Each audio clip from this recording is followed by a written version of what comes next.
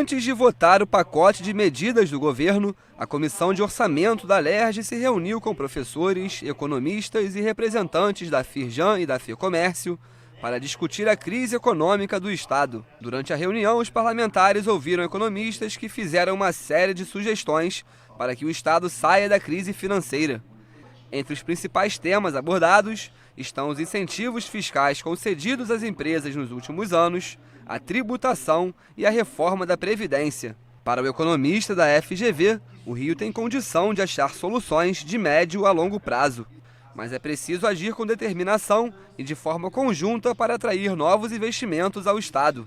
Ele acredita que a Alerj deve promover um acordo conjunto entre os três poderes para reduzir despesas discrepantes e aumentar as receitas. A Alerj, na minha opinião, talvez seja a instituição ou a instância governamental do Estado do Rio de Janeiro que tem as melhores condições, quiçá a única que tenha condições de trazer o consenso entre todos esses atores da sociedade.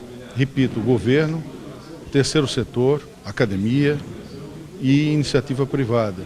Porque é aqui dentro da Alerj que se reúnem, se sentam e se discutem as diversas opiniões e os diversos interesses, inclusive político-partidários. A grave crise financeira não é uma exclusividade do Estado do Rio. Minas Gerais e o Rio Grande do Sul também decretaram estado de calamidade pública. O economista Raul Veloso comentou como devem ser equacionadas as dívidas previdenciárias que, junto com os arrestos judiciais, tiram a capacidade do Estado de gerir as finanças. O que falta é equacionar em todos os estados, porque a grande maioria está numa crise quase tão difícil quanto a do Rio, é equacionar os seus passivos, as suas dívidas previdenciárias, criando fundos de pensão para onde vão destinar ativos esses que a União poderia antecipar o recebimento do valor desses ativos através de uma operação que se chama securitização. Istvan Kaisner usou o termo free fall para classificar o Estado do Rio, que, segundo ele, está em queda livre. O economista sugeriu a recomposição das finanças da Previdência Social dos servidores, medidas para revisar toda a estrutura fiscal do Estado e defendeu um apoio financeiro da União por pelo menos 5 anos. É preciso pensar imediatamente numa recomposição das finanças da Previdência dos servidores. É necessário, sim, negociar de maneira clara, transparente, honesta, dando também um perfil de tempo para saber qual é o volume de sacrifícios que esses servidores mesmo vão assumir.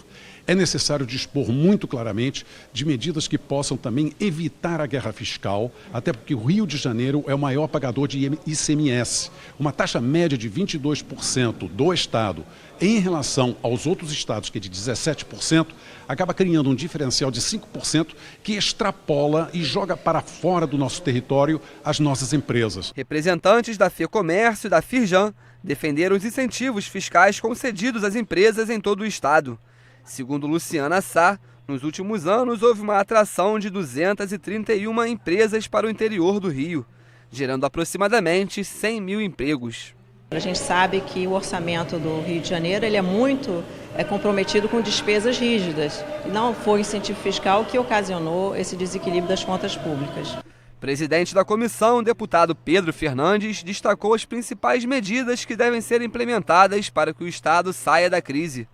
O parlamentar também falou da CPI, que no ano que vem vai auditar todos os contratos de incentivos fiscais concedidos pelo Estado. Um controle maior dos gastos públicos e o equilíbrio de gasto pessoal, que tem que ser revisto. O segundo, o equilíbrio do sistema previdenciário, que já está mais do que comprovado que está em desequilíbrio.